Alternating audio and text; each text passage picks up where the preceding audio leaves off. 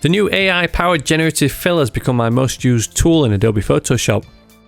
One of my most common uses is to quickly swap out the background of my car photos.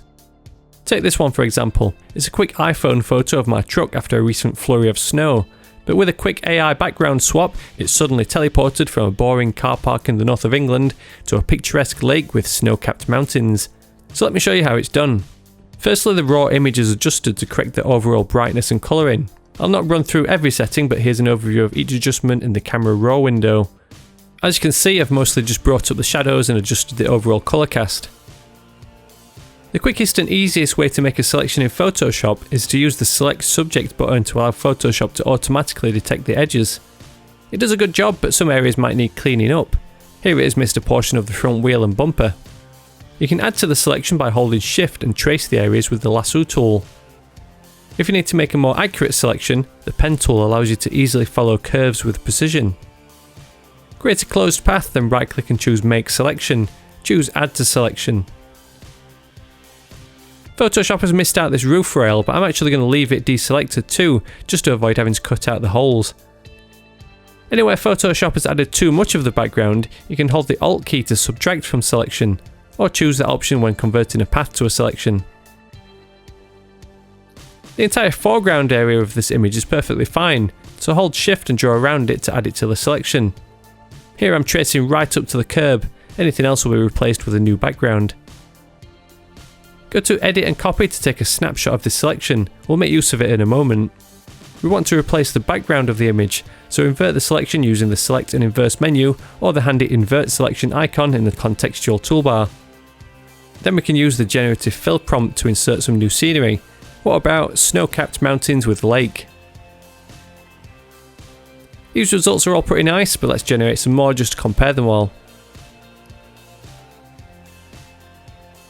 This one is probably my favourite. The problem is, even though we made a selection of the subject, sometimes the AI does weird things with the edges. In this case it's not too bad, but you can see the blurriness and unwanted artifacts here and there. A quick solution to fix this is to simply remove the entire subject from the scene. Use the shortcut Command Alt Shift and E or Control Alt Shift and E on Windows to create a merged copy on a new layer. Draw a rough selection around the subject and use the Generative Fill tool with no prompt. Sometimes it'll fill the area with trees, bushes or other objects from the scene, but you can usually find a clean variant after a few generations. Remember that selection we saved to the clipboard earlier? Go to Object, Paste Special, Paste in Place to put the subject back into the scene, this time with nice crisp edges. If there are any faint outlines, you can clean up the selection using the Layer, Matting and Defringe menu, entering just 1 pixel. At this point you might be wondering why we haven't just pasted in any old stock image into the background instead. But generating a new background using AI allows Photoshop to automatically configure the colour grading, perspective and lighting to match perfectly, which would all require extra steps to match a totally separate stock image. You can see a little area here that the clipping we've pasted in creates a hard line against the AI background, but that can be cleaned up using a soft brush to fade out the Generative Fill layer using a layer mask. Depending on the size of your image, the AI background can sometimes look noticeably low resolution. One way to disguise this is to add some faux lens blur and depth of field. Merge the latest Generative Fill layer with the merged copy below it using the Command and E shortcut. Then go to Filter, Blur Gallery and choose Tilt Shift. Move the interface widget to align with the subject and points within the scene. The solid centre lines depict what will be in focus, which then fade out towards the dashed lines. Set the blur amount to suit. The low value will help to replicate a narrow aperture to just add a subtle amount of blurring and take the edge off the low resolution artifacts. One last merged copy and camera raw filter can add some finishing touches. Tweak the brightness, colour and contrast and add a subtle vignette to help tie the background scene with the main subject.